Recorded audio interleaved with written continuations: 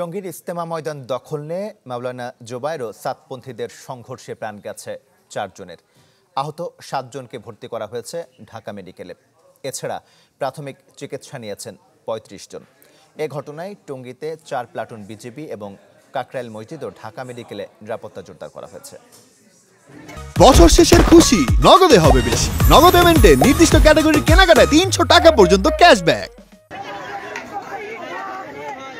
টঙ্গীর তুরাগ তীরে ইজতেমা মাঠের দখল নিয়ে তাবলিগ জামাতের ভারতের মাওলানা সাতপন্থীদের সাথে বাংলাদেশের জোবায়ের পন্থীদের দ্বন্দ্ব চলছিল বেশ কিছুদিন ধরেই।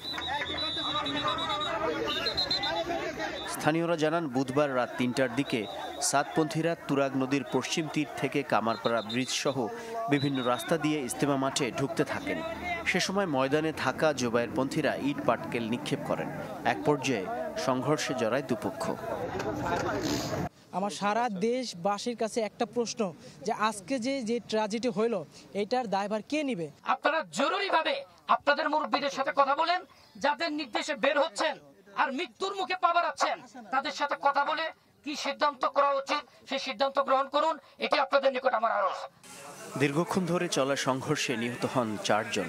তাদের মধ্যে 3 জন হলেন কিশোরগঞ্জের পাকুন্দিয়ার আমিরুল ইসলাম, ঢাকার দক্ষিণ খানের বেলাল ও বগুড়ার তাজুল ইসলাম। দুপক্ষের অন্তত 35 জন প্রাথমিক চিকিৎসা নেন ঢাকা মেডিকেলে। এর মধ্যে ভর্তি আছেন গুরুতর 7 জন। সে সময় হাসপাতাল এলাকায় উত্তেজনা ছড়ায় দুপক্ষের মধ্যে। এরা 2018 সালে 1 অক্টোবর মারছে, বিচার হয় নাই। যার বিচার না হওয়ার কারণে এরা বিগত এই ফ্যাসিস্ট সরকারের দোসর হয়ে বর্তমান সরকারকে বিপদে নাজেহাল করার জন্য তাদেরকে এই ঘটনা তারাই ঘটাইছে। এরা সরকারের বৃদ্ধাঙ্গুলি দেখায়া সরকারকে একটা ওই খারাপ সিচুয়েশনের মধ্যে ফেলানোর জন্য এরা রাত্রে 3:30 4টার দিকে হুট করে হামলা করে।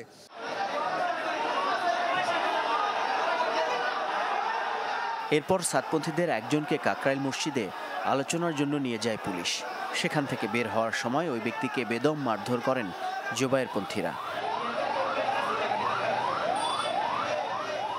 এদিকে সরকারের অনুরোধে বুধবার বিকেলে টঙ্গীর ইজতেমা মাঠ ছাড়েন সাতপন্থীরা।